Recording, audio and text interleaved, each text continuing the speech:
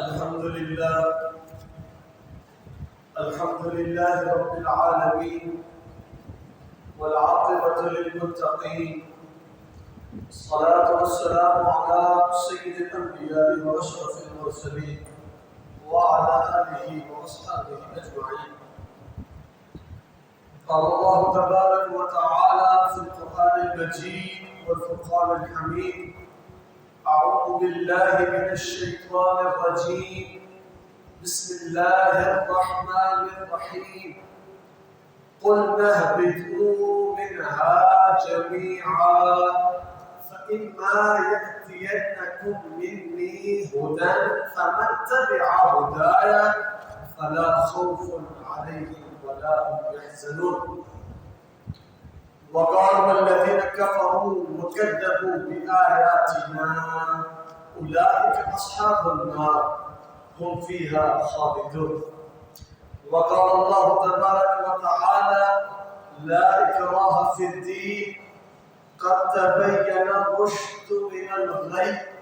فمن يكفر بالطاغوت ويؤمن بالله فقد استمسك بالعروة الوثقى لا انفصام لها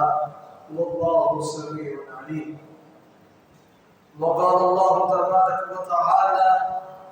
في القرآن المجيد: يا أيها الذين آمنوا إنما الخمر والميسر والأنصاب والأزلام رجس من عمل الشيطان فاجتنبوه لعلكم تفلحون. صدق الله العظيم وبلغنا رسوله النبي الكريم رؤوف رحيم ونحن على ذلك من الشاهدين والشاكرين. اما بعد، بندے پروردگارم امت احمد نبی دوست تارے چار یارم صحابہ اولاد علی مذہب حنفی اداروں ملت حضرت خلیل خاک پائے غوث اعظم زیر سایہ ہر ولی صدیق عکس حسن کمال محمد است فاروق ظل جاہ جلال محمد است عثمان ضیاء شمع جمال محمد است حیدر بہار باغ خصال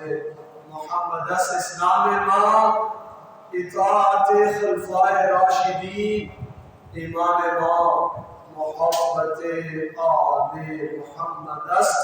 اللهم صل على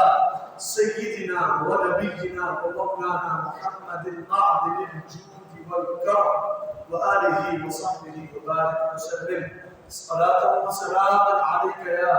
يا سيدي يا سيدي يا رسول الله صلى الله عليه وسلم. منذ صلاة کے بعد نہایت واجب القدر قابل احترام معزز حاضرین کرام و معزز سامعین کرام، مجھ سے بڑے بزرگ، میرے ہم عمر ساتھی اور مجھ سے چھوٹے بچے، السلام علیکم ورحمۃ اللہ وبرکاتہ. اللہ تبارک و تعالیٰ کا نہایت شکر، نہایت احسان کہ اس تبارک و تعالیٰ نے ہمیں جمعۃ المبارک کے بعد مبارک دن یہ توفیق بخشی کہ ہم قبل از ادائیگی نماز اس کے مبارک گھر میں حاضر ہو اور کچھ پیغام قرآن و حدیث سے اپنی زندگی کے لیے حاصل کر سکیں. قرآن مجید فرقان حمید کی آیت مبارکہ میں نے تلاوت کی: قُلْنَا اهْبِطُوا مِنْهَا جَمِيعًا فَإِمَّا يَأْتِيَنَّكُمْ هُدًى مِنِّي هُدًى فَمَن يَتَّبِعْ هُدَايَ فَلَا خَوْفٌ عَلَيْهِمْ وَلَا هُمْ يَحْزَنُونَ. فرمایا گیا، اس وقت کو یاد کیا گیا کہ جب سیدنا آدم اور سیدہ حوا رضی اللہ تعالی عنہما کو جنت سے نکالا گیا اور پھر زمین پر بھیج دیا گیا اور فرمایا گیا کہ تم جنت سے نیچے اتر جاؤ. قُلْنَا اهْبِطُوا مِنْهَا جَمِيعًا، تم سارے جنت سے نیچے اتر جاؤ. فَإِمَّا يَأْتِيَنَّكُمْ مِنِّي هُدًى، فرمایا کہ پھر تم نیچے اترو اور پھر میرے طرف سے ہدایت تمہاری طرف آئے. فَإِمَّا يَأْتِيَنَّكُمْ هُدًى مِنِّي هُدًى فمن تبع ہدایہ فلا خوف علیہم ولا هم يحزنون. فرمایا کہ پھر میری طرف سے وہ ہدایت اتاری جائے گی، اور پھر جس نے اس ہدایت کی اتباع کی، اس ہدایت کی پیروی کی، اس ہدایت کے مطابق چلا، عمل بسر کیا، زندگی گزر بسر کی، تو فرمایا اس کے لیے کیا ہے کہ فلا خوف علیہم ولا هم يحزنون، کہ اللہ تبارک و تعالیٰ نے اسے اس دنیا کے تمام خوفوں سے آزاد کر دیا، اور فرمایا کہ محشر کے دن اسے کسی قسم کا وزن نہیں ہوگا، وہ کسی قسم کے غم کا شکار نہیں ہوگا. لیکن جہاں فرمایا کہ ہدایت کو اتارا جائے گا اور اس کی اتباع کرنے والوں کے لیے انعامات کا ذکر کیا گیا، وہی فرمایا والذین کفروا، اگلی آیت میں فرمایا والذین کفروا وکذبوا بآیاتنا، اور وہ لوگ جنہوں نے اللہ تبارک و تعالیٰ کی بارگاہ میں کفر کیا، اس کی بارگاہ میں اس رب تبارک و تعالیٰ کی ذات کے ساتھ کسی اور ذات کو شریک ٹھہرایا. فرمایا اور وَكَذَّبُوا بِآيَاتِنَا، اور ہم نے ان کے لیے جو اپنی نشانیاں اتاری تھی، ہم نے جو قرآن مجید اتارا تھا، ہم نے جو سرکار علیہ السلام کی ذات مبارکہ کو بھیجا، ہم نے یہ جو شجر حجر، یہ تولج اللیل فی النہار وتولج النہار فی اللیل وتخرج الحی من المیت وتخرج المیت من الحی، فرمایا ہم نے یہ تمام مظاہر انسان کو دکھائے تاکہ وہ ہماری آیات کو دیکھے اور ایمان لائے. مگر فرمایا وہ لوگ وَكَذَّبُوا بِآيَاتِنَا، کہ جنہوں نے ہماری ان نشانیوں کو جھٹلا دیا، فرمایا اولئک اصحاب النار، یہی وہ لوگ ہیں کہ جو محشر کے دن قبر کے اندر عذاب جہنم کا شکار ہیں.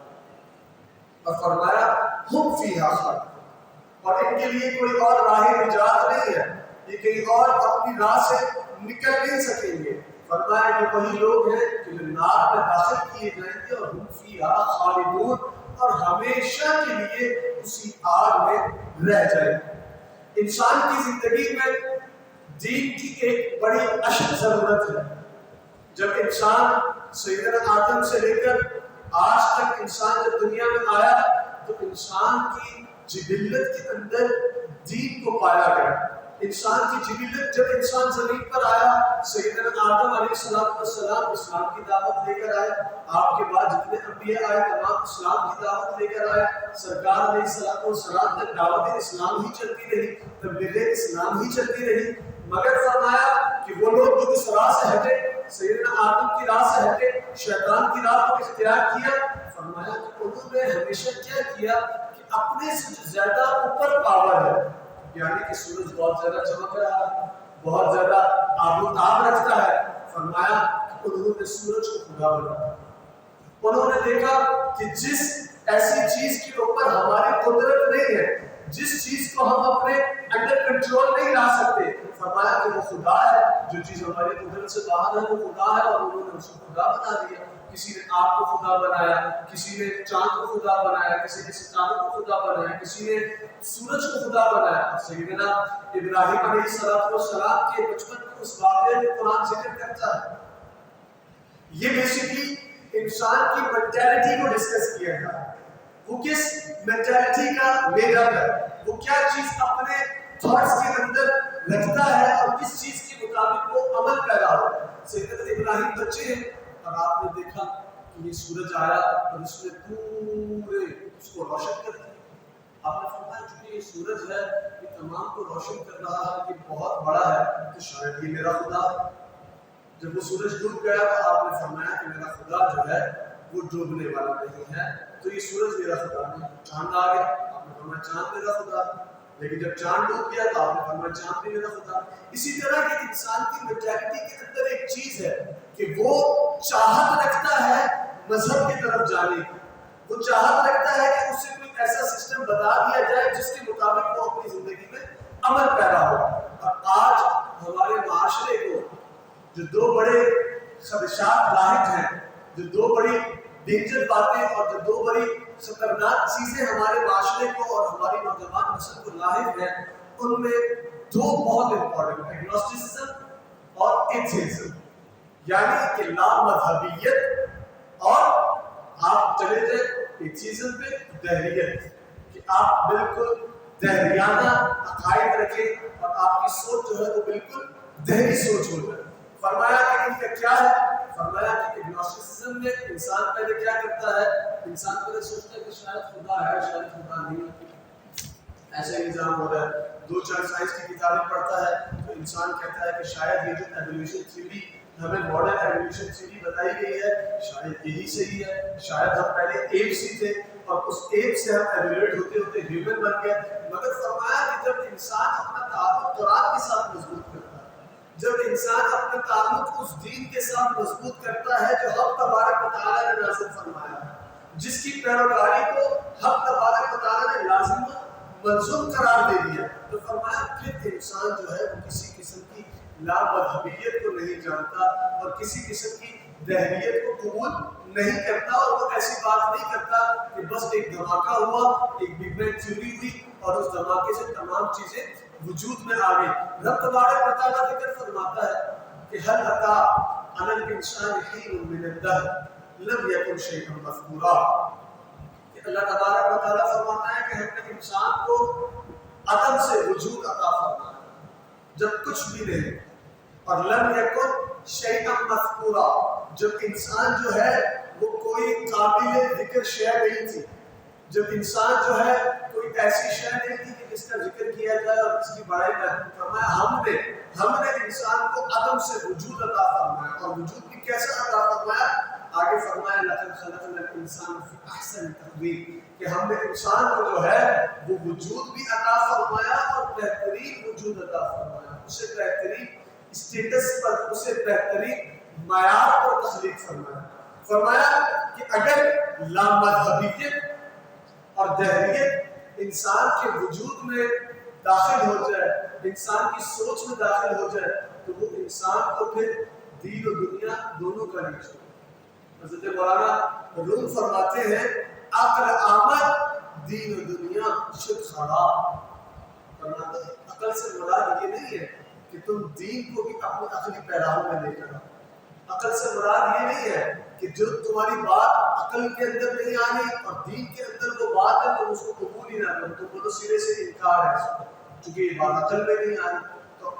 مولانا روم فرماتے ہیں عقل آمد دین و دنیا خراب، فرماتے ہیں کہ انسان کی جب عقل آ جاتی ہے، جب وہ بہت زیادہ عقل کے گھوڑے دوڑانا شروع کرتا ہے تو فرمایا اس کا دین بھی خراب ہو جاتا ہے، اس کی دنیا بھی خراب۔ عقل آمد دین و دنیا شد خراب، اس کے دین بھی خراب، دنیا بھی خراب۔ فرماتے لیکن فرماتے اس کے برعکس عشق آمد، عشق سے مراد یہاں فرماتے ہیں کہ عقل دل کو عشق کہا جاتا ہے، کہ وہ عقل کہ جس کو اللہ تبارک و تعالیٰ نے دل میں رکھا ہے، اور فرمایا کہ ہمیشہ بات دل کی، قرآن نے بھی دل کی بات کی، قلوبہم غلفہ، ان کے قلوب کے اوپر پردے پڑے ہوئے ہیں، ان کے قلوب کے اوپر پردے پڑے ہوئے ہیں، اور انہوں نے قلوب کا ہی ذکر کیا۔ فرمایا کہ جب انسان کا دل عقل کو رکھ لیتا ہے، جب وہ دل کی عقل اس کے پاس آ جاتی ہے تو فرمایا اس کے ثمرات کیا ہوتے ہیں کہ عشق آمد در دو عالم کامیاب، کہ جب وہ اس کے دل کی عقل آ جاتی ہے کہ ایمان اس کے دل میں رچ بس جاتا ہے تو فرمایا اب اس کے دین بھی کامیابی کی طرف جاتا ہے، اس کی دنیا بھی کامیابی کی طرف جاتی ہے۔ پھر کہا گیا کہ بھلا کسی مذہب کی، کسی دین کی کیا ضرورت ہے ہمارے معاشرے میں،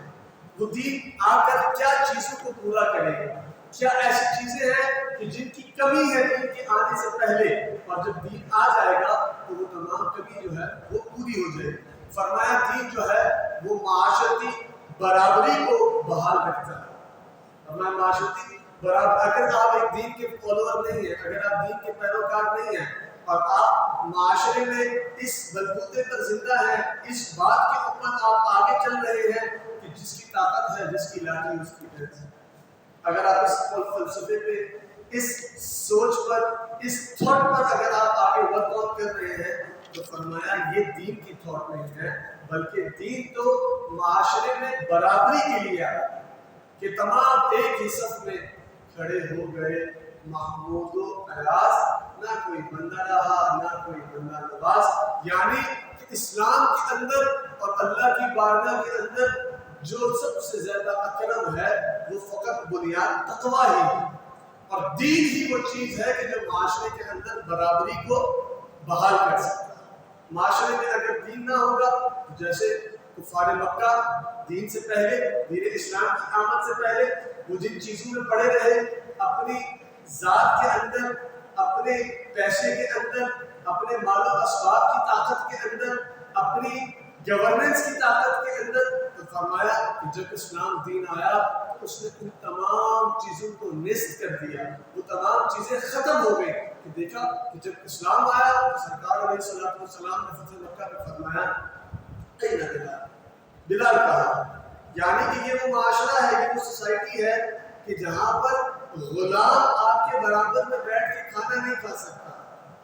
مگر آپ علیہ الصلوۃ والسلام نے اس معاشرے میں، اس سوسائٹی میں کیا کردار اپنایا؟ آپ نے فرمایا کہ جب فتح ہو گئی، جب مکہ کے اندر اسلام فاتح بن کر داخل ہوا تو آپ نے فرمایا نہیں نہ بلال، بلال کہا، بلال کو بلاؤ، کیونکہ وہ بلال ہی تھا جو اسلام کے نام پر اور رب تبارک و تعالیٰ کی وحدانیت کے نام پر سختیاں برداشت کیا کرتا ہے۔ تو آج جو ہے جب دین کیا اپر گریڈ آ گیا ہے، جب دین فاتح ہو کر داخل ہو گیا ہے، تو فرمایا آج دین اپنے کمزور سے کمزور بندوں کو سب سے آگے لا کر کھڑا کر دے گا۔ پھر فرمایا کہ معاشرے کے اندر ایک بھلائی جاری رہے،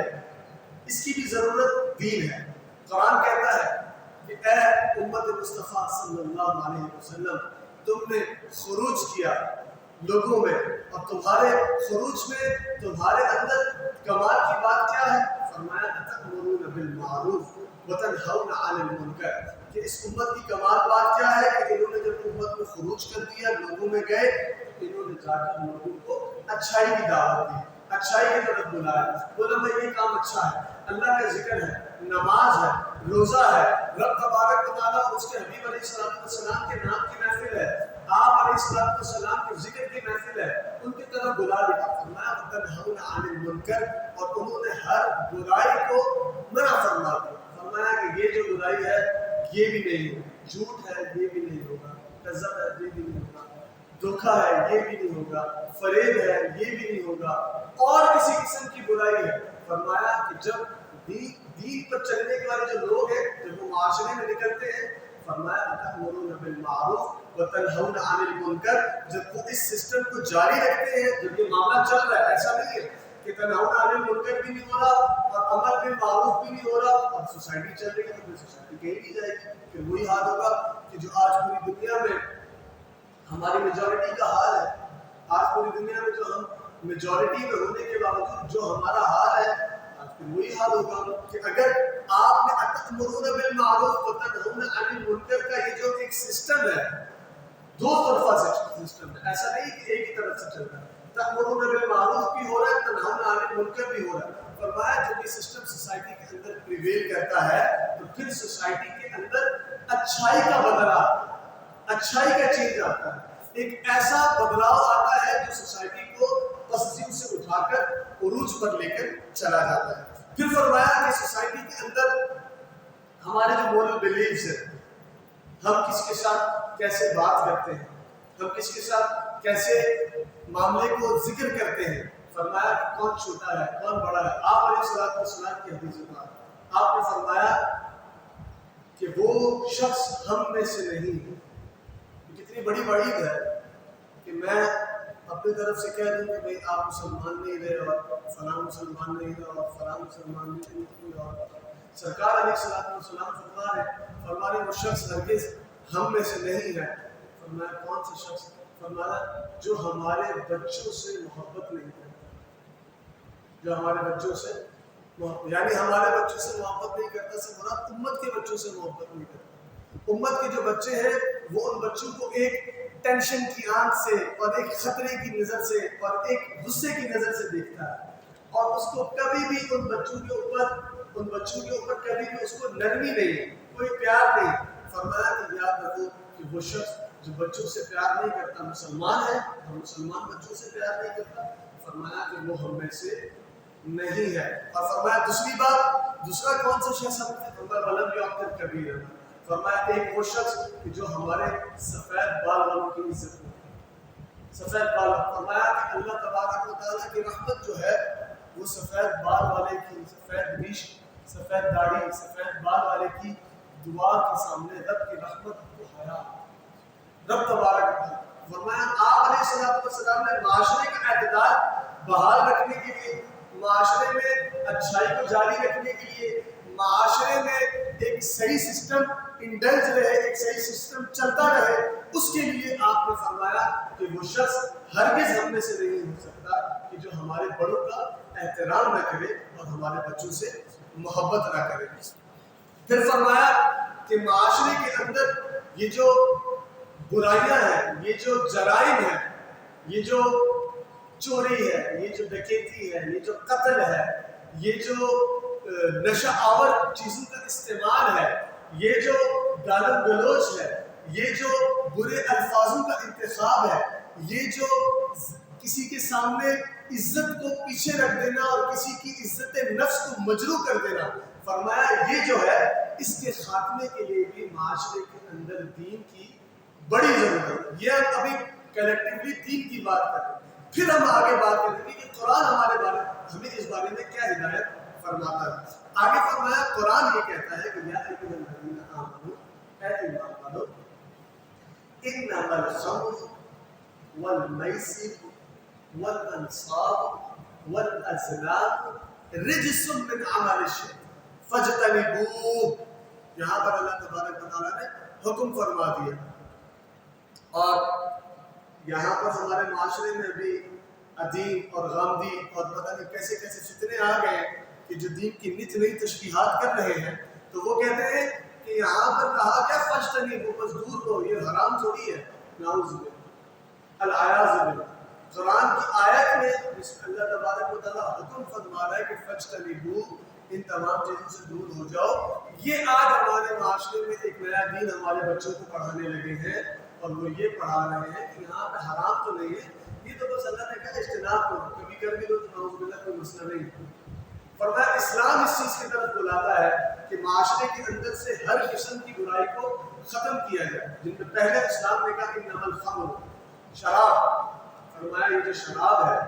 والمیسر، یہ جو جوا ہے، اب جوئے کی بھی نئی نئی قسمیں آ گئی ہیں۔ ابھی مشاہدہ فیصل سے گزر رہا تھا، مشاہدہ فیصل پہ بورڈ لگے ہیں بڑی بڑی کرکٹ ایپس کے۔ آپ سوچیں کہ ہم کس بربادی کے آخری دہانے پہ کھڑے ہیں کہ ایک اسلامی مملکت کے اندر بورڈ لگے ہوئے کس چیز کے، کہ تم آ کر ایپ ڈاؤن لوڈ کرو اور اس کو جوا کھیلو، تم آ کر ٹینس کی ایپ ڈاؤن لوڈ کرو، اس پہ جوا کھیلو، فٹ بال پہ جوا کھیلو، کرکٹ پہ جوا کھیلو، تم دنیا کی ہر گیم کے اوپر جوا کھیلو، ہم تمہیں یہ ایپ پرووائڈ کرتے ہیں، اس میں پیسے ڈالو، جوا کھیلو۔ اور ملکی سطح پر اس کو آگے جو ہے وہ نمایاں کیا جا رہا ہے، اس کو آگے بڑھایا جا رہا ہے۔ شاہنامہ فیصل پہ مین روڈ پہ بڑے بڑے بورڈ لگائے جا رہے ہیں اور ان پہ ان ایپس کی مارکیٹنگ کی جا رہی ہے۔ اور اس سے زیادہ گھنونی بات کہ ہماری یونیورسٹی کے پاس اب باہر نکلے، ادھر ایک اتنا بڑا بورڈ لگا ہوا، اس پہ نعوذ باللہ لکھا ہوا کہ a place where single Muslims meet، نعوذ باللہ، کہ آپ اسلام کے ساتھ منسوب کر کے ڈیٹنگ ایپس لانچ کر معاشرے کے بچوں کو اور بچیوں کو بے راہ روی کی راہ پہ لگا رہے ہیں، معاشرے کے بچوں بچیوں کو بے حیائی کی راہ پہ لگا رہے ہیں، اور علل اعلان لگا رہے ہیں، بورڈ لگا رہے ہیں بڑے بڑے، اور آپ کہہ رہے ہیں کہ یہ وہ جگہ ہے کہ جہاں پر مسلمان جو سنگل ہے وہ آ کر ملا کرتے ہیں، نعوذ باللہ، وہ حرام کام کرتے ہیں، اور اس کے بعد نیچے اس کے لکھا ہوا ہے then they proceed towards نکاح، پھر وہ نکاح کی طرف جاتے ہیں، پہلے وہ حرام کام کرتے ہیں اور پھر وہ نکاح کی طرف جاتے ہیں۔ فرمایا کہ اسلام جو ہے ان تمام چیزوں کو منع فرماتا ہے۔ سب سے بڑی برائی شراب، پھر جوا، پھر انصاب، پھر ازلام، پاسے دیکھنا، قسمت کے حال جاننا۔ فرمایا اسلام جو ہے ان تمام چیزوں کے بارے میں ایک اسٹیٹمنٹ دیتا ہے کہ ھذا رجس من عمل الشیطان، ایک تو یہ تمام اعمال جو ہے یہ رجس، برائی کے اعمال، گندے اعمال، اور فرمایا کہ دوسرا یہ شیطان کے اعمال میں سے، یہ وہ اعمال ہیں جن کو ابلیس اختیار کیے ہوئے ہیں، یہ بندہ مومن کے لیے، یہ عباد الرحمن کے لیے نہیں ہے۔ اور پھر آگے اللہ تبارک و تعالیٰ فرما رہے ہیں فجتنبوہ، فاجتنبوه، ان سے بچو، ان گناہوں سے اجتناب کرو، ان گناہوں کو اختیار نہ کرو. کیوں؟ اس میں بھی کوئی نعوذ باللہ ایسا نہیں ہے کہ ہم وہ اختیار نہ کریں گے تو یہ اللہ تبارک و تعالیٰ کی بڑی بڑائی ہو جائے گی، اور ہم اختیار کریں گے تو نعوذ باللہ معاملہ اپوزٹ ہو جائے گا. ایسا نہیں ہے. اللہ تبارک و تعالیٰ آگے فرماتا ہے یہ بھی تمہارے لیے ہے لعلکم تفلحون. یہ اس لیے ہے کہ اگر تم ان برائی کی چیزوں سے بچو گے تو لعلکم تفلحون، تو پھر تم انشاءاللہ فلاح پا جاؤ گے، خیر کو پا جاؤ گے، دو دائمی خیر، یعنی دنیاوی خیر کو بھی پا جاؤ گے اور آخرت کی خیر کو بھی پا جاؤ گے. پھر فرمایا لا اکراہ فی الدین، دین میں کوئی زبردستی نہیں، کوئی زبردستی نہیں. لا اکراہ فی الدین قد تبین الرشد من الغی. زبردستی تو ہے، زبردستی ہے حلال کو اختیار کرنے کی، زبردستی ہے حرام سے اجتناب کرنے کی، بے جا زبردستی نہیں ہے. ایسی چیز نہیں ہے کہ جو ہمارے اوپر بہت زیادہ وزنی ہے اور ہم اس کو کر نہیں سکتے اور اللہ تبارک و تعالیٰ نے ہمارے اوپر رکھ دیا. کیونکہ قرآن کہتا ہے لا یکلف اللہ نفسا الا وسعها، کہ اللہ تبارک و تعالیٰ ہرگز تکلیف نہیں دیتا کسی جان کو، کسی نفس کو علاوہ اس کی وسعت کے، یعنی وہ جتنی وسعت رکھتا ہے اتنا ہی اس کے اوپر بوجھ ڈالا جائے گا، اس سے زیادہ بوجھ نہیں ڈالا جائے گا. تو پھر دین اسلام، دین فطرت، سیدنا آدم سے لے کر رسول اللہ علیہ السلام تک یہی اسلام چلتا رہا، اور یہ اسلام جو ہے یہ سرکار علیہ السلام پر آ کر ختم ہو گیا، مکمل ہو گیا. وہ تمام شریعتیں جو پچھلی اسلامی شریعتیں تھیں وہ تمام منسوخ ہو گئی، کیونکہ آقا علیہ السلام کی شریعت بطور ناسخ سامنے آ گئی، اس نے ان تمام کو منسوخ کر دیا. فرمایا کہ قد تبین الرشد من الغی. آج جو ہے وہ دانائی کی بات اور وہ بات کہ جو اللہ تبارک و تعالیٰ کی طرف سے حق ہے. قد تبین الرشد، ایسی بات کہ جو اللہ تبارک و تعالیٰ کی طرف سے حق ہے اور دانائی کی بات ہے. فرمایا کہ قد تبین الرشد من الغی، فرمایا بہکاوے سے اور گمراہی کی بات سے دانائی کی بات الگ ہو. دانائی کی بات کیا ہے؟ دانائی کی بات اسلام کی بات، جو اسلام کی بات ہے وہی بات دانائی کی ہے. اور جو بات اسلام سے ہٹ کے ہے، جو کسی انسان نے بنائی ہوئی ہے، جو کسی کی سوچوں کے ذریعے باہر آئی ہے، جو کسی دل کی خواہشات کے ذریعے باہر آئی ہے، فرمایا کہ وہ تمام چیزیں غی میں داخل ہیں. فَمَن يَكْفُرْ بِالطَّاغُوتِ وَيُؤْمِنْ بِاللَّهِ فَقَدِ اسْتَمْسَكَ بِالْعُرْوَةِ الْوُثْقَىٰ. فرمایا کہ جن لوگوں نے طاغوت کو جھٹلایا، شیطان کو جھٹلایا اور ایمان لے کر آئے اللہ تک، وَيُؤْمِنْ بِاللَّهِ، اور اللہ تبارک و تعالیٰ پر ایمان، فَقَدِ اسْتَمْسَكَ بِالْعُرْوَةِ الْوُثْقَىٰ، اور انہوں نے بہت ہی مضبوط گرہ کو تھاما، ایک بہت مضبوط گرہ تھامی. اور فرمایا کہ لن فصام لها واللہ سمیع علیم. اور فرمایا جنہوں نے اللہ کی راہ پر عمل پیرا ہوا، جنہوں نے اللہ کی بات کو اختیار کیا، جنہوں نے اس کے رسول علیہ السلام کے بتائے گئے طریقے کے مطابق عمل کیا، فرمایا کہ انہوں نے بہت ہی مضبوط گرہ کو تھام لیا، بہت ہی مضبوط گرہ کو تھام لیا. لن فصام لها، ایسی گرہ کہ جو کبھی بھی نہیں کھلنے والی، وہ ایسی گرہ ہے جو کبھی بھی کھلنے والی نہیں ہے. واللہ سمیع علیم، اور اللہ تبارک و تعالیٰ جو ہے وہ بے شک سب سے زیادہ سننے والا اور سب سے زیادہ علم رکھنے والا ہے. پھر فرمایا کہ دین جو ہے وہ معاشرے کے اندر سے جو انسان ہے اس انسان کو اس کی زندگی کا مقصد بتاتا ہے کہ what's the meaning of your life, what's the purpose of your living. تم کیوں زندہ ہو، تم کیوں اس دنیا میں آئے، یہ پرپز اور میننگ کہ اس کی کیا وجوہات ہے، تمہیں بھیجنے کے پیچھے کیا وجوہات. تو فرمایا قرآن اس میں ہماری کیا رہنمائی فرماتا ہے. قرآن کہتا ہے افحسبتم انما خلقناکم عبثا وانکم الینا لا ترجعون. قرآن کہتا ہے کہ افحسبتم، کیا تم گمان کرتے ہو، کیا تم یہ خیال کرتے ہو، گمان کرتے ہو کہ ہم نے تمہیں عبث اور بیکار تخلیق فرمایا. انسان یہ گمان کرتا ہے جب قرآن کہہ رہا ہے کہ کیا تم یہ گمان کرتے تو اس سے مراد ہے کہ انسان کی سوچ کے اندر کہیں یہ گمان ہے، پھر خواہ وہ مسلمان ہے نہیں ہے، اسلام پہ چل رہا ہے اور علم دین سے وہ زیادہ شغف نہیں رکھتا، وہ تنہائی میں بیٹھ کے سوچے یا میرا مقصد کیا، میں کیوں آیا، بیکار تو نہیں آیا، یا میری زندگی کا یہی مقصد ہے کہ جو آج کا فیمنسٹ، جو آج کا سیکولر، جو آج کا ایتھیسٹ، جو آج کا بدترین معاشرہ، جو آج کے معاشرے کے بدترین لوگ ہمیں زندگی کا مقصد بتا رہے ہیں، یا وہ ہمارا مقصد ہے کہ 4 دن کی زندگی ہے اور تم جی لو، کھا لو، پی لو، جو کرنا ہے کر لو اور اس کے بعد تم نے مر جانا ہے،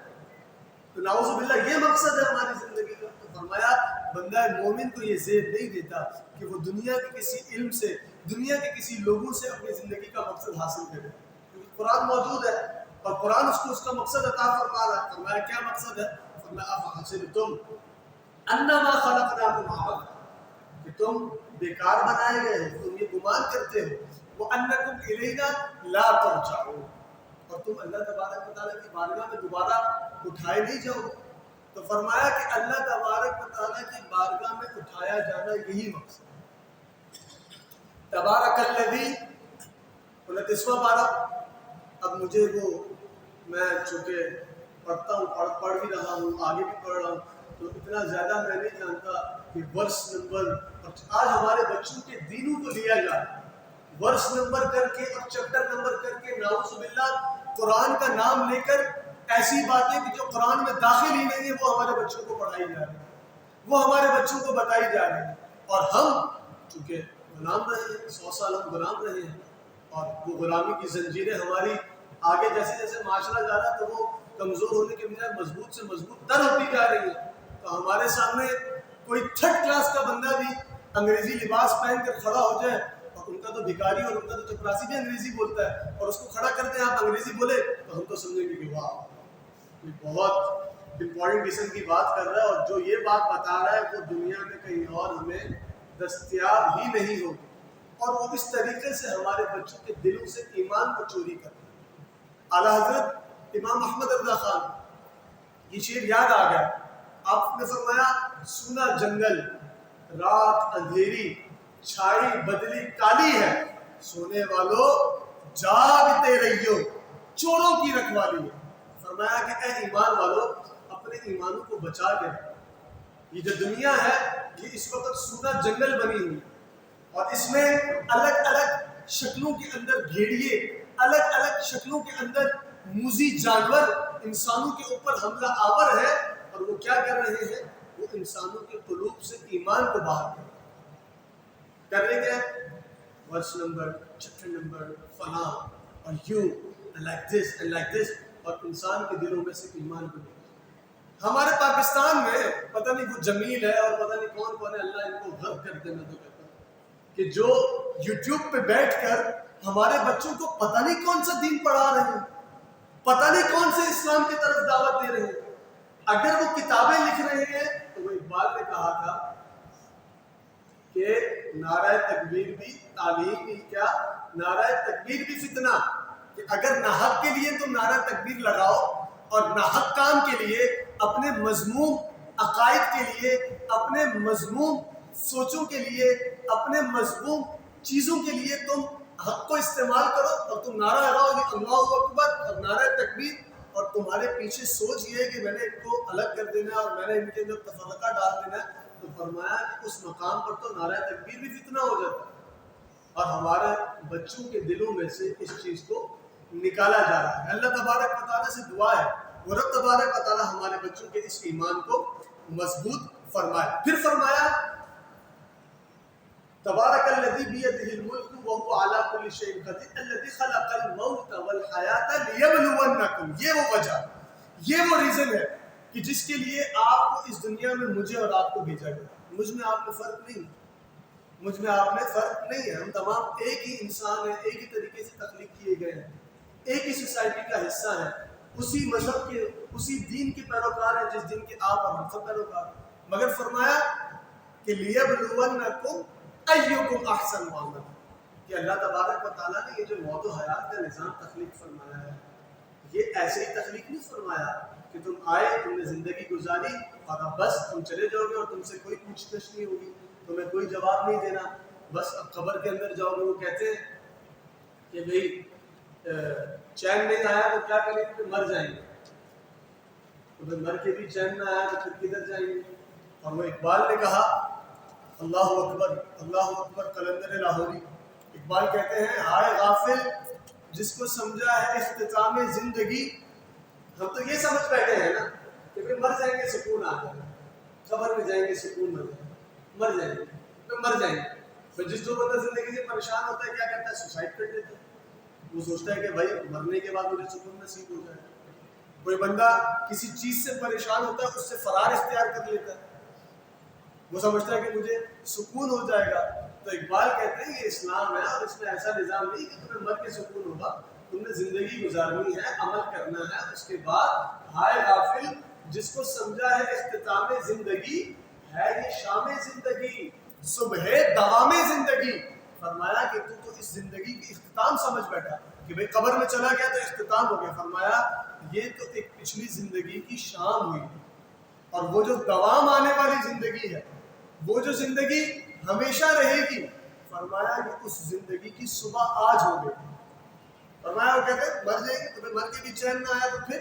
کدھر جائیں گے؟ تو فرمایا اسی لیے یہ موت و حیات کا کنسپٹ اللہ تبارک و تعالیٰ نے رکھا ہے تاکہ وہ تمہیں دیکھ سکے، لِيَبْلُوَنَّكُمْ، تاکہ وہ تمہیں جانچ سکے کہ اَيُّكُمْ أَحْسَنُ عَمَلًا، کہ تم میں سے کون ہے جو عمل میں بہترین اسلوب کو اختیار کرتا ہے اور بہترین عمل کو اپنی زندگی میں اختیار کرتا ہے۔ پھر فرمایا کہ انسان کی تخلیق کا دوسرا معنی قرآن نے ذکر فرمایا، وَمَا خَلَقْتُ الْجِنَّ وَالْإِنسَ إِلَّا لِيَعْبُدُونَ، یہ قرآن ہے، ہم کسی اور کی بات نہیں کرتے کہ بھائی انسان کیوں بنایا گیا، انسان یوں بنایا گیا، اس لیے یہ اہداف حاصل ہو جائے، یہ گولز یہ گیدر کر لے، یہ چیزیں گیدر کر لے، اس لیے بنایا گیا۔ نہ وَمَا خَلَقْتُ الْجِنَّ وَالْإِنسَ إِلَّا لِيَعْبُدُونَ، کہ بے شک انسان اور جن جو تخلیق کیے گئے ہیں اس لیے تخلیق کیے گئے ہیں کہ ہماری بندگی بجا لائے۔ ایسا نہیں، وہ کچھ لوگ اس کا ترجمہ عبادت پہ بھی کرتے ہیں کہ بھائی عبادت بجا لائے، خالی عبادت نہیں۔ ہم نے اس کو پہلے بھی ذکر کیا کہ بندہ فارسی زبان کا لفظ ہے اور اس کا ترجمہ جو ہے اردو میں غلام ہے، عربی میں عبد ہے، اور ہم بطور غلام اس دنیا میں بھیجے گئے ہیں، عبد اس دنیا میں بھیجے گئے ہیں، بطور بندہ ہم اس دنیا میں بھیجے گئے ہیں، اور ہم اللہ تبارک و تعالیٰ کی بندگی کے لیے بھیجے گئے ہیں۔ ایسا نہیں ہے کہ مسجد کے اندر آئے اور آپ نے نماز پڑھ لی، عبادت کر لی، باہر جا کے آپ کو پتہ ہی نہیں کہ اسلام کیا کہتا ہے اور کیا نہیں کہتا ہے۔ ایسا نہیں، فرمایا بندگی سے مراد کہ بندہ اپنی زندگی کے ہر چھوٹے سے چھوٹے پہلو میں اور ہر بڑے سے بڑے پہلو میں اسلام کے مطابق، اللہ اور اس کے رسول کے احکامات کے مطابق عمل بسر کرے، یہ لیعبدون میں داخل ہے۔ اس سے مراد یہ ہے کہ بندہ جو ہے وہ بندگی کر رہا ہے، خالی عبادت اس سے مراد نہیں ہے۔ پھر فرمایا کہ قوم کے اندر تفرقہ ہوتا ہے، لوگ الگ الگ تھے، سوسائٹی الگ الگ تھی، اسلام آیا، اسلام نے سب کو جمع فرما دیا۔ فرمایا کیسے جمع فرمایا؟ فرمایا وَاعْتَصِمُوا بِحَبْلِ اللَّهِ جَمِيعًا وَلَا تَفَرَّقُوا، فرمایا کہ تھام لو اللہ کی رسی کو مضبوطی سے تھام، اللہ کی رسی کو مضبوطی سے تھام، اور وَلَا تَفَرَّقُوا، اور تفرقے میں نہ پڑ جاؤ، ڈویژنز میں نہ پڑ جاؤ۔ ایسا نہ ہو جائے کہ کوئی چیز تمہیں دوسرے پوائنٹس کے اوپر ڈسٹریبیوٹ کر دے، تمہیں الگ الگ کر دے۔ فرمایا، اور یہاں پر سیدنا عبداللہ ابن مسعود رضی اللہ تعالی عنہ فرماتے ہیں کہ حبل اللہ سے مراد جماعت امت ہے، کہ امت کی وہ جماعت کہ جو اتأمرون بالمعروف وتنہون عن المنکر کے کام پر کاربند ہے، امت کی وہ جماعت کہ جو اچھائی پر کاربند ہے، امت کی وہ جماعت کہ جو بہترین کام پر جمع ہو گئی ہے۔ فرمایا اس سے مراد حبل اللہ، یہی وہ حبل اللہ، یہی وہ اللہ کی رسی ہے۔ یعنی کہ امت کے جو لوگ خیر پر جمع ہیں وہ لوگ عام لوگ نہیں ہیں، ان کو قرآن حبل اللہ سے تشبیہ ہے، انہیں قرآن حبل اللہ کہہ رہے ہیں۔ اور ہمیں کون بتا رہا ہے کہ بھئی حبل اللہ یہ لوگ ہیں؟ ہمیں بتا رہے حضرت عبداللہ ابن مسعود رضی اللہ تعالی عنہ. اور پھر آقا علیہ الصلوۃ والسلام کی ایک اور حدیث پاک آپ نے فرمایا کہ تم جماعت کو لازم کر لو کہ وہ حبل اللہ ہے. اب یہ تو سرکار علیہ السلام نے خود فرما دیا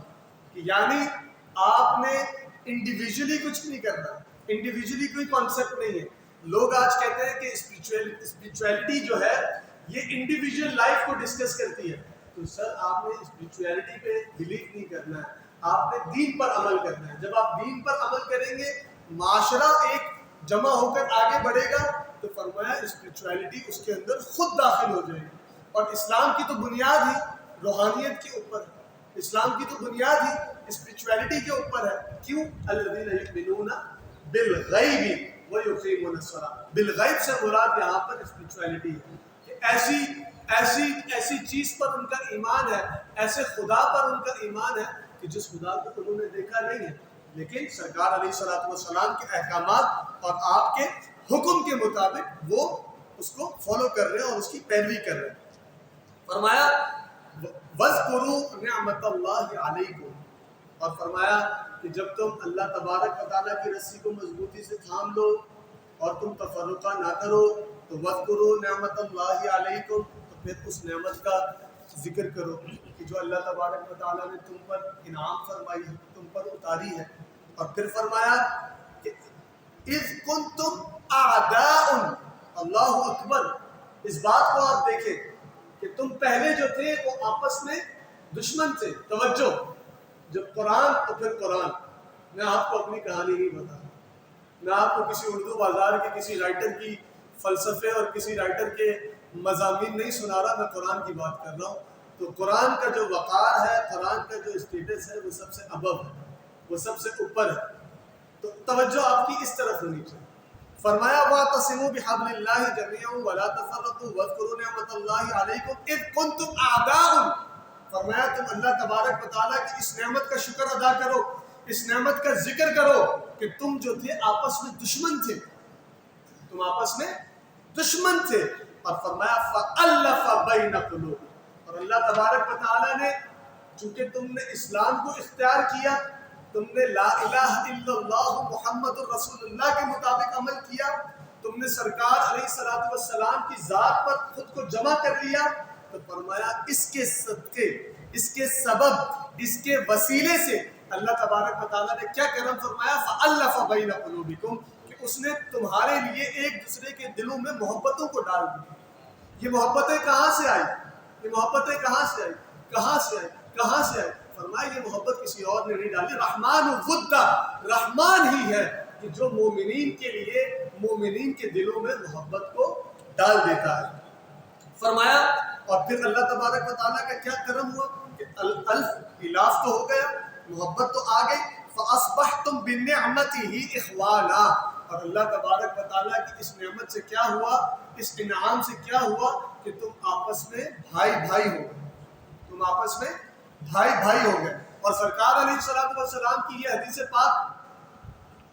کہ امت مصطفیٰ علیہ الصلوۃ والسلام کی مثال جو ہے وہ مثل جسد واحد, اس کی مثال ایسے ہے کہ جیسے ایک جسد واحد ہے,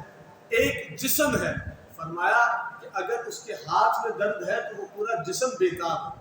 اگر اس کے پاؤں میں درد ہے تو پورا جسم بےتاب ہے, اگر اس کے سر میں درد ہے تو پورا جسم بےتاب ہے. آج اگر ہم اپنے معاشرے میں اتحاد کو چاہتے ہیں, ہم اتحاد کو فروغ دینا چاہتے ہیں, آج اگر ہم اپنے معاشرے میں اتحاد کی بالادستی چاہتے ہیں, ہم چاہتے ہیں کہ ہمارے معاشرے سے یہ بے اتحادی ختم ہو جائے, یہ تفرقہ ختم ہو جائے, تو آج ہمیں سرکار علیہ الصلوۃ والسلام کی ذات کے ساتھ اپنے رابطے کو مضبوط کرنا پڑے, کیونکہ وہی ذات پاک ہے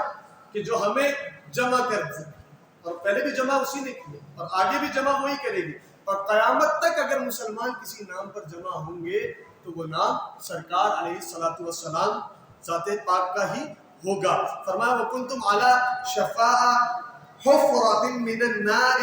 فَأَنْقَذَكُم مِّنْهَا كَذَلِكَ يُبَيِّنُ اللَّهُ لَكُمْ آيَاتِهِ لَعَلَّكُمْ تَهْتَدُونَ. اللہ تبارک و تعالیٰ نے اپنی جو آیات کو یبین کیا, ظاہر کیا تمہارے اوپر. کس لیے ظاہر کیا؟ تاکہ تم ان آیات کو دیکھو, عقل استعمال کرو، اور لعلکم تہتدون، تاکہ تم ہدایت یافتہ لوگوں میں داخل ہو جاؤ، تاکہ تم وہ ہو جاؤ کہ جس کو ہدایت نصیب ہو گئی۔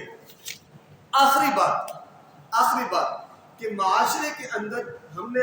ٹوٹل بات کی کہ دین کا کیا امپیکٹ ہے، دین کیوں ضروری ہے، اور پھر قرآن کیا کہتا ہے، ہر ایک پوائنٹ کے حساب سے، یونٹی کے حساب سے قرآن کیا کہتا ہے، سوشل کنٹرول کے حساب سے قرآن کیا کہتا ہے، سیلف اسٹیم کے حساب سے قرآن کیا کہتا ہے، اور مورل ویلیوز کے حساب سے قرآن کیا کہتا ہے۔ اب آگے قرآن کیا کہتا ہے کہ یہ جو نماز ہے، یہ نماز بھی اللہ تبارک و تعالیٰ کی طرف سے ایک تحفہ ہے۔ سرکار علیہ الصلوۃ والسلام نے فرمایا کہ جب بندہ مومن نماز میں سجدہ کرتا ہے تو وہ اپنے رب تبارک و تعالیٰ سے سب سے زیادہ قریب ہوتا ہے، سب سے زیادہ قریب۔ اب انسان عبد اور اس کا خالق اللہ تبارک و تعالیٰ، اس رب تبارک و تعالیٰ سے رابطہ مضبوط کرنے کے لیے جو چیز ہے وہ نماز ہے۔ نماز ہماری ڈیلی بنیادوں کی اوبلیگیشنز میں سے، ڈیلی بنیادوں کے فرائض ہیں جو ڈیلی بنیادوں پر ہم نے کرنے والے کام ہیں، ان میں نماز ہے۔ فرمایا کہ نماز کیا کرتی ہے، یہ نماز تمہارے رابطے کو اللہ سے مضبوط کرتی ہے، تمہارا رابطہ رب سے مضبوط ہوتا ہے اس کے صدقے۔ فَأَلَّفَ بَيْنَ قُلُوبِكُمْ کا مظہر سامنے ہے۔ وہ جو مسلمان آپس میں جڑتے چلے جاتے ہیں، وہ جو نماز پڑھنے والے آپس میں جڑتے چلے جاتے ہیں، وہ جو سچائی کو اختیار کرنے والے آپس میں جڑتے چلے جاتے ہیں، وہ جو اتأمرون بالمعروف کو اختیار کرنے والے آپس میں جڑتے چلے جاتے ہیں، وہ جو تنہون عن المنکر کو اختیار کرنے والے آپس میں جڑے چلے جاتے ہیں، فرمایا اس کی بنیاد فقط یہ ہے کہ فَأَلَّفَ بَيْنَ قُلُوبِكُمْ، کہ اگر تمہارے دلوں میں ایمان داخل ہو گیا، اگر تمہارے قلوب میں ایمان گھر کر گیا، تو اس ایمان کے صدقے اللہ تبارک و تعالیٰ تم تمام کے قلوب کو آپس میں جوڑ دے گا، تم تمام کے رابطوں کو آپس میں مضبوط فرما دے گا۔ اللہ تبارک و تعالیٰ سے دعا ہے وہ رب ہمیں اسلام پر نوعاً عمل پیدا ہونے کی توفیق عطا فرمائے۔ اللہ تبارک و تعالیٰ ہمیں حلال کو اختیار کرنے کی اور حرام سے اجتناب کرنے کی توفیق عطا فرمائے۔ وہ رب تبارک و تعالیٰ ہمیں دین کو اپنی زندگی میں امپلیمنٹ کرنے کی توفیق، ایسا نہ ہو کہ ہم مسجد میں آئیں، ٹوپی پہنے اور نماز پڑھیں تو ہم مسلمان ہیں، اور مسجد کے گیٹ پر جا کر ہم جھوٹ بول رہے ہوں، ہم اس سے تھوڑا سا آگے جائیں تو مارکیٹ میں جا کر ہم دھوکہ دہی کر رہے ہوں، ہم اس سے تھوڑا آگے جائیں اور گھر میں جا کر ہم کیا کر رہے ہو کہ بالکل پنجاب کا تو ایک الگ نظام ہے کہ جب شوہر گھر میں آتا ہے تو بالکل سائلنس، اور بیوی بھاگ رہی ہے، بچے بھی بھاگ رہے ہیں، مجھے کی ہو گیا، تھوڑا پیو آ گیا، تھوڑا پیو، ایسا تو پیو آیا تو شیر کا پتر آ گیا۔ آقا علیہ الصلوۃ والسلام نے فرمایا خیرکم خیر من اہلی، فرمایا کہ تم میں سے بہترین شخص وہ ہے کہ جو اپنے گھر والوں کے ساتھ بہتر ہے، اور فرمایا سنو سنو میں اپنے گھر والوں کے ساتھ سب سے بہتر ہوں۔ فرمایا ایسا نہیں ہو، ایسا نہیں ہو، اگر وہ اسلام میں داخل ہوا، اگر وہ نماز پڑھ رہا ہے تو وہ جھوٹ سے بھی اجتناب کرے، وہ دھوکہ دہی سے بھی اجتناب کرے، جب وہ گھر میں جائے تو وہ الرجال قوامون کے منصب پر فائز ہو کر بڑے ہونے کے سبب، اللہ تبارک و تعالیٰ نے قوام بنایا ہے، وہ قوام ہونے کے سبب اچھائی کو آگے کرے، اچھائی کو فروغ دے، اور برائی سے حتی الامکان کوشش کرے کہ اپنے آپ کو اور اپنے گھر والوں کو محفوظ رکھے۔ اللہ تبارک و تعالیٰ سے دعا ہے وہ رب ہمیں حبل اللہ کو مضبوطی سے تھامنے کی توفیق عطا فرمائے، وہ رب ہمیں تفرقے میں نہ پڑنے کی توفیق عطا فرمائے، وہ رب تبارک و تعالیٰ ہمیں سرکار علیہ الصلوۃ والسلام کی ذات پاک سے بے لوث محبت کرنا نصیب فرمائے، اسی محبت میں ہمیں زندگی عطا فرمائے، اسی محبت میں ہمیں موت عطا فرمائے۔ دعا فرمائے کہ اللہ تبارک و تعالیٰ فلسطین کے مجاہدین کی مدد فرمائے، فلسطین کے لوگوں کی مدد فرمائے، اسرائیل کو اور ان صہیونیون کو نصف و نابود فرمائے۔ اللہ تبارک و تعالیٰ قرآن کی عزت کو پامال کرنے والوں کو برباد فرمائے۔ اللہ تبارک و تعالیٰ مسلمانوں کو اسلام پر چل کر اپنا کھویا ہوا مقام حاصل کرنے کی توفیق عطا فرمائے۔ وما علینا الا البلاغ، سنت عطا فرمائے۔